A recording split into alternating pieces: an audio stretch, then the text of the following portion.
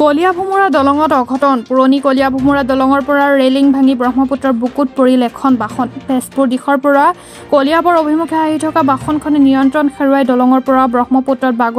বাগৰি পৰা বাহনখন এখন ট্ৰেইলাৰ বাহন বুলি সন্দেহ ৰাইজৰ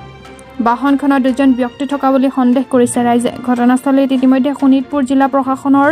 লোক উপস্থিত হৈ তদন্ত অব্যাহত ৰখাৰ লগতে চালক আৰু হেণ্ডিমেন সহ বাহনখন উদ্ধাৰৰ যাৱতীয় ব্যৱস্থা গ্ৰহণ কৰিছে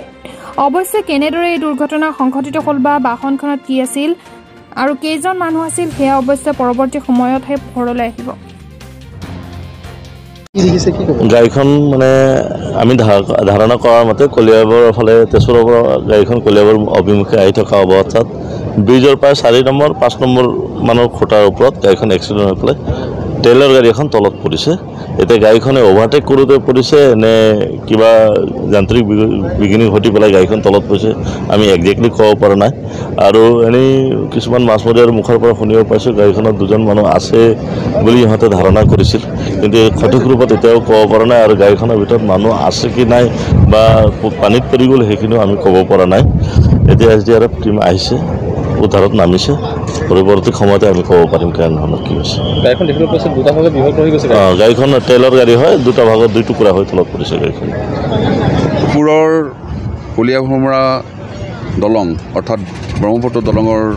পুৰণি যিখন দলং সেই দলঙৰ পৰা প্ৰায় আধা ঘণ্টামান আগতে এখন ট্ৰেইলাৰ ট্ৰাক ৰেলিং ভাঙি তলত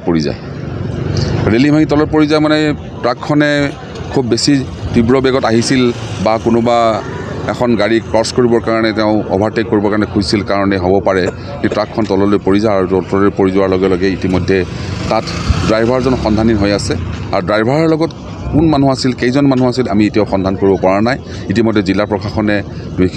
বিহিত ব্যৱস্থা গ্ৰহণ কৰিছে NDRFৰ মানুহ আহিব এতিয়া তেওঁ অনুসন্ধান কৰিব আৰু লগে লগে পুলিচ প্ৰশাসনো ইয়াত জড়িত হৈ আছে লাগি আছে আমি অনুসন্ধান কৰিব খুজিছোঁ যে গাড়ীখন ক'ৰ পৰা আহিছিল তাৰ গাড়ীখনৰ ঠিকনা কি গাড়ীখনৰ মালিক কোন আমি এতিয়ালৈকে ধৰিব পৰা নাই গতিকে জিলা প্ৰশাসনে ইতিমধ্যে চাৰ্চ কৰি আছে যে গাড়ীখন ক'ৰ পৰা আহিছিল গাড়ীখনৰ মালিক কোন গাড়ীখনত কেইজন মানুহ আহিছিল এই সকলো সন্ধান আমি কৰিবলৈ গৈ আছোঁ মুঠতে এতিয়ালৈকে গাড়ীখন পানীৰ তলত আছে কাৰণ গাড়ীখনৰ সন্মুখৰ মূৰটো এটা ফালে পৰি আছে পানীত অলপ ওলাই আছে আৰু আনটো গোটেই ট্ৰেইলাৰ যিখন আছে বডিটো এফালে পৰি আছে দূৰত গতিকে কেইজন মানুহ আছিল কিমান মানুহৰ অঘটন ঘটিলে বা ঢুকালে নে জীয়াই আছে এইখিনি আমি সন্ধান কৰিব পৰা নাই আমি সন্ধানত লাগি আছোঁ